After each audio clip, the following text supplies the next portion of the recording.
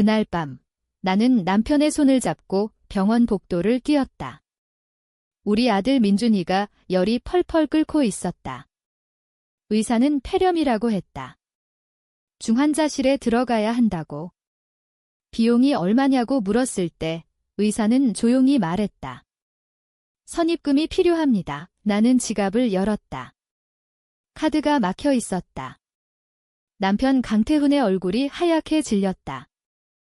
내가 처리할게. 그는 그렇게 말하고 사라졌다. 그 후로 그는 돌아오지 않았다. 다음 날 새벽, 민준이는 숨을 거두었다. 나는 아들의 차가워진 손을 잡고 울부짖었다. 태훈은 장례식에도 나타나지 않았다. 그의 전화는 꺼져 있었다. 나는 그의 회사로 갔다. 비서가 말했다. 대표님은 해외 출장 중이십니다. 거짓말이었다. 나는 알았다. 그는 도망친 거다. 내가 매달 보내주던 생활비를 끊자마자 그는 우리를 버렸다. 민준이가 죽은 지 사흘째 되던 날, 나는 태훈의 아파트 앞에 섰다. 강남의 고급 빌라였다. 초인종을 눌렀다. 문이 열리자 태훈이 아닌 젊은 여자가 나왔다. 임신부였다. 배가 제법 불룩했다. 누구세요? 그녀가 물었다. 나는 대답 대신 그녀의 배를 바라보았다. 태훈의 새 가족이었다. 나는 아무 말 없이 돌아섰다. 그 순간 가슴속에 무언가 딱딱하게 굳어졌다. 증오였다. 나는 집으로 돌아와 민준이의 방을 정리했다. 그의 작은 옷들, 장난감들, 아직 따뜻한 체온이 남아있는 듯한 이불. 서랍에서 민준이가 그린 그림을 꺼냈다.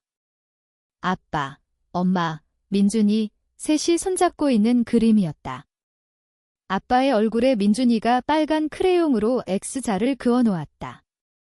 언젠가 내가 아빠는 나쁜 사람이야 라고 했을 때 민준이가 그렇게 그었다. 나는 그 그림을 가슴에 끌어안고 울었다. 그러다 문득 웃음이 나왔다. 복수해야 한다. 공평하게.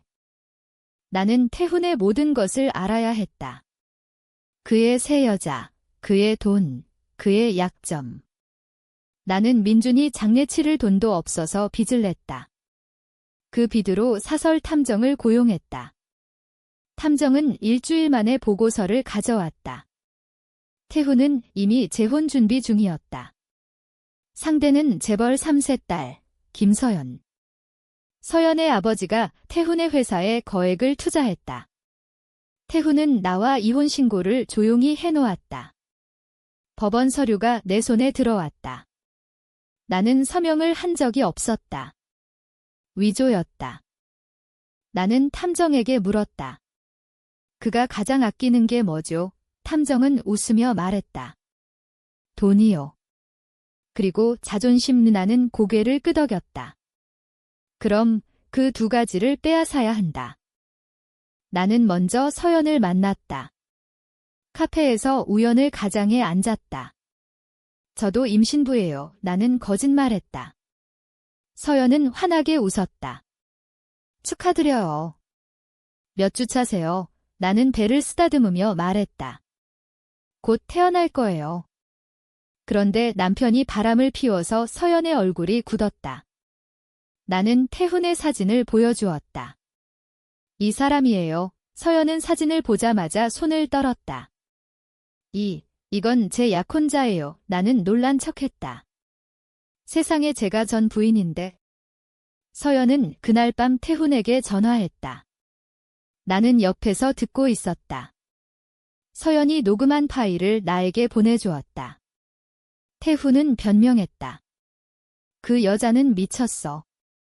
애도 죽었고 정신 이상이야. 서연은 울었다. 당신, 애가 있었어요. 태훈은 화를 냈다. 그건 실수였어.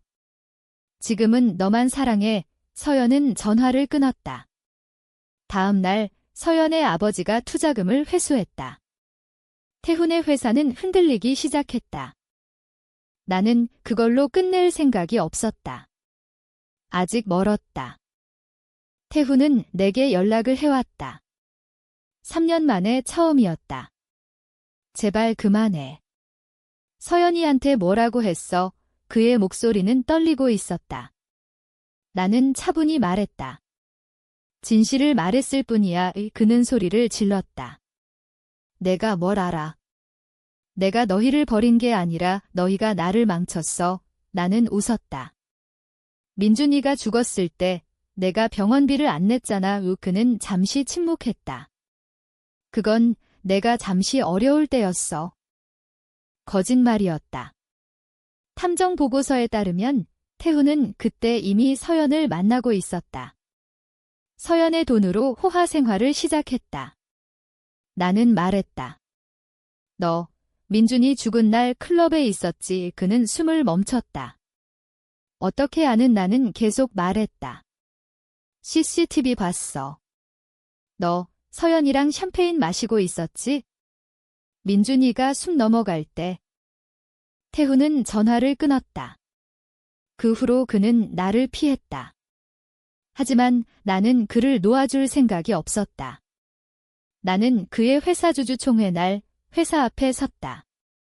플래카드를 들고 강태훈 대표, 전 부인과 아들을 버리고 재혼 준비 중이라는 문구였다. 기자들이 몰려들었다. 태훈은 경비를 시켜 나를 끌어냈다. 하지만 이미 사진은 찍혔다. 다음 날 신문 일면이었다. 태훈의 주가는 폭락했다. 서연의 아버지는 완전히 손을 뗐다. 태훈은 나를 고소했다. 명예훼손이라고. 법정에서 우리는 처음으로 마주쳤다. 그는 나를 보자마자 눈을 피했다. 나는 판사를 바라보며 말했다. 저는 단지 진실을 말했을 뿐입니다. 제 아들은 이 사람 때문에 죽었습니다. 나는 민준이의 사망진단서를 제출했다. 병원비 미납으로 인한 치료 지연. 태훈의 변호사는 부부간 사적인 문제라고 했다. 판사는 기각했다. 태훈의 패소였다. 태훈은 그날 밤 내 집으로 찾아왔다. 비에 젖은 채로. 제발 끝내자. 내가 잘못했어. 그는 무릎을 꿇었다. 나는 문을 잠그고 그를 안으로 들였다. 사과하면 다야. 나는 차를 끓여주었다. 그는 울었다. 내가 무서웠어. 서연이 아버지가 투자해주면 회사도 살고 너희도. 나는 고개를 저었다. 민준이는 그는 대답하지 못했다. 나는 그의 잔에 약을 탔다. 수면제였다. 그는 잠들었다. 나는 그의 휴대폰을 열었다. 지문으로 풀렸다. 서연과의 메시지, 그의 불법 자금 흐름, 탈세 증거. 모두 백업했다. 다음 날 아침, 태훈은 깨어나자마자 비명을 질렀다. 내 폰. 나는 웃었다. 이제 내 차례야. 나는 그 자료를 검찰에 제출했다. 익명으로. 태훈은 조사를 받기 시작했다. 그의 회사 계좌가 동결되었다. 그는 은행에서 쫓겨났다. 친구들도 그를 피했다. 그는 다시 내게 왔다. 이번엔 술에 취해 있었다. 너 이 미친년. 그는 나를 때리려 했다. 나는 피하지 않았다. 그의 주먹이 내 뺨을 스쳤다. 나는 바닥에 쓰러졌다. 이웃들이 신고했다. 태훈은 폭행 혐의로 체포되었다. 감옥에서 그는 나에게 편지를 보냈다. 미안하다. 정말 미안하다. 나는 편지를 찢었다. 아직 끝나지 않았다. 태훈은 6개월 만에 나왔다. 보석으로. 그는 완전히 망가져 있었다. 머리가 하얗게 새고 얼굴은 늙어버렸다. 그는 내 앞에 다시 무릎 꿇었다. 이제 다 잃었어. 제발 용서해줘. 나는 그를 올려다보았다. 민준이를 돌려주면 용서할게. 그는 고개를 떨궜다. 나는 그에게 제안했다. 너 다시 일어설 수 있게 해줄게. 그는 눈을 들었다. 나는 계속 말했다. 내가 돈을 줄게. 새로 시작해. 그는 믿을 수 없다는 표정이었다. 나는 정말로 돈을 주었다. 내가 민준이 보험금과 빚을 갚고 남은 돈, 그리고 태훈의 회사 주식을 팔아받은 돈이었다. 나는 그에게 작은 사무실을 얻어주었다. 이번엔 제대로 해봐. 태훈은 다시 일어났다. 그는 열심히 일했다. 이번엔 불법 없이 고객이 조금씩 늘었다. 그는 나에게 감사 인사를 했다. 너 덕분이야. 나는 웃었다. 그래. 사실 나는 그의 새 회사를 감시하고 있었다. 그의 모든 거래, 모든 통화. 나는 그의 컴퓨터에 해킹 프로그램을 심어놓았다. 그가 다시 더러운 돈을 만지기 시작할 때까지 기다렸다. 1년이 지났다. 태훈은 다시 욕심을 냈다. 이번엔 중국 쪽 불법 도박 사이트와 손을 잡았다. 돈이 빨리 돌았다. 그는 다시 호화 생활을 시작했다. 새 여자도 생겼다. 이번엔 20대 초반 모델이었다. 나는 그 증거를 모두 모았다. 이번엔 서연에게 보냈다. 서연은 이미 다른 남자와 결혼해 있었다. 하지만 그녀의 아버지는 아직 태훈을 증오했다. 서연의 아버지는 그 자료를 검찰에 넘겼다. 태훈은 다시 체포되었다. 이번엔 보석도 안 됐다. 재판날, 태훈은 나를 보았다. 그의 눈은 죽어 있었다. 너였구나. 그는 중얼거렸다. 나는 아무 말도 하지 않았다. 판사는 징역 7년을 선고했다. 태훈은 법정에서 쓰러졌다. 나는 감옥 면회실에서 그를 만났다. 유리 너머로. 왜? 그가 물었다. 나는 대답했다. 민준이가 추위에 떨던 그날, 내가 어디 있었는지 기억나? 그는 고개를 저었다. 기억 안 나. 나는 계속 말했다. 너, 서연이랑 호텔에 있었지? 민준이가 병원에서 죽어갈 때. 태훈은 울었다. 미안해. 나는 자리에서 일어났다. 이제 됐어. 태훈이 감옥에 간 후, 나는 조용히 살았다. 민준이의 묘지를 자주 찾았다. 엄마가 다 끝냈어. 나는 속삭였다. 하지만 가슴속 빈자리는 채워지지 않았다. 나는 꿈에서 민준이를 봤다. 민준이가 추위에 떨며 나를 불렀다. 엄마 추워. 나는 깨어나 울었다. 어느 날 태훈의 어머니가 나를 찾아왔다. 시어머니였다. 그녀는 늙고 병들어 있었다. 제발 태훈이 좀 봐줘. 나는 그녀를 집으로 들였다. 그녀는 울었다. 내가 잘못 키웠어. 태훈이가 나는 차를 따라주었다. 이제 늦었어요. 시어머니는 고개를 끄덕였다. 알아. 근데 태훈이가 내 탓을 안 해. 자기 탓이라고 해? 나는 놀랐다. 시어머니는 계속 말했다. 태훈이가 감옥에서 민준이 사진을 보고 매일 온다더라. 나는 아무 말도 하지 않았다. 시어머니는 떠났다. 그날 밤, 나는 민준이의 사진을 꺼냈다. 민준이가 웃고 있었다. 나는 사진을 가슴에 안았다. 태훈은 감옥에서 편지를 계속 보냈다. 이번엔 진심이었다. 내가 죽을 때까지 속죄할게. 민준이 꿈에 나와. 나를 용서해달라고 하지 않아. 그냥 나를 봐. 나는 편지를 읽고 불태웠다. 3년이 지났다. 태훈은 모범수로 감형되어 4년 만에 나왔다. 그는 나를 찾아왔다. 이번엔 술도 안 취하고 깨끗한 옷을 입고 있었다. 나 이제 아무것도 없어. 그는 말했다. 나는 그를 안으로 들였다.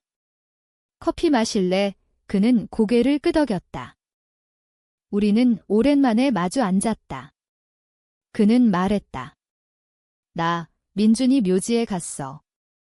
용서 구했어. 나는 물었다. 뭐라고 했어? 그는 울었다. 미안하다고. 아빠가 잘못했다고 나는 눈물이 났다. 민준이는 아마 들었을 거야. 태훈은 말했다. 나 이제 어떻게 살아야 할지 모르겠어. 나는 그를 보았다. 그의 눈은 진심이었다. 나는 말했다. 그냥 살아. 민준이가 너를 용서할 때까지. 태훈은 작은 식당에서 일하기 시작했다. 서빙을 했다. 손님들에게 욕을 먹어도 웃었다. 그는 매달 민준이 묘지에 꽃을 가져다 놓았다. 나는 멀리서 그를 지켜봤다. 그는 정말 변했다. 하지만 나는 여전히 그를 믿지 않았다. 어느 날 태훈이 병에 걸렸다. 간경화였다. 술을 너무 많이 마신 탓이었다. 의사는 말했다. 늦었어요. 태훈은 나를 불렀다. 병실에서 그는 누워 있었다. 미안해. 그는 또 말했다. 나는 그의 손을 잡았다. 차가웠다. 민준이의 손처럼. 민준이가 너를 기다려. 나는 거짓말했다. 태훈은 웃었다. 정말. 나는 고개를 끄덕였다. 그는 눈을 감았다. 고마워. 태훈은 그날 밤 죽었다. 나는 그의 장례를 치러주었다. 그의 어머니와 단둘이. 장례식장엔 아무도 없었다. 나는 태훈의 영정사진 앞에 섰다. 이제 됐지. 나는 속삭였다. 장례를 치른 후 나는 태훈의 유품을 정리했다. 그의 지갑에서 민준이의 사진이 나왔다. 작게 접혀 있었다. 사진 뒷면에 태훈의 글씨가 있었다. 내 아들, 미안하다. 아빠가 잘못해서. 나는 사진을 가슴에 안았다. 오랜만에 울었다. 나는 민준이 묘지로 갔다. 태훈의 위패를 같이 놓았다. 이제 같이 있어. 나는 말했다. 바람이 불었다. 따뜻한 바람이었다.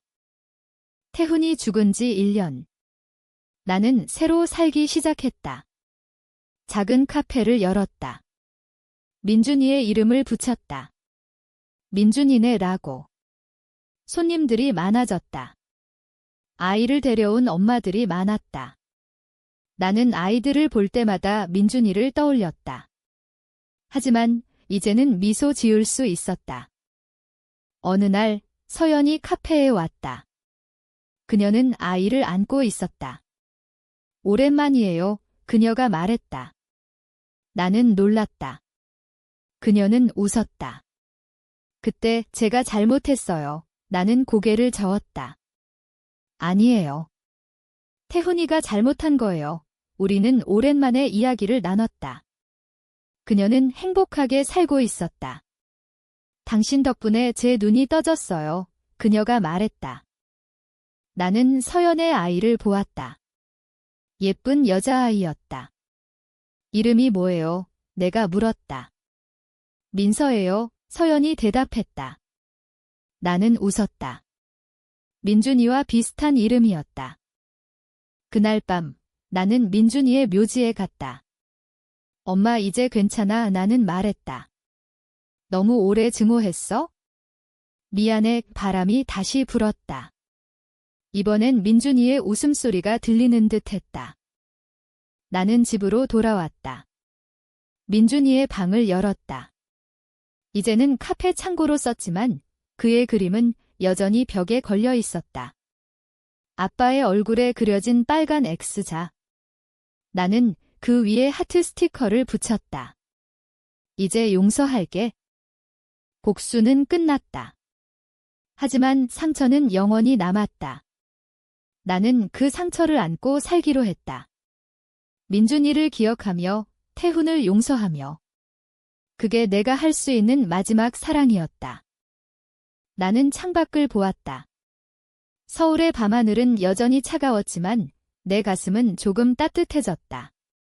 민준이가 웃고 있을 거라 믿었다. 그리고 태훈도 이제는 편안할 거라.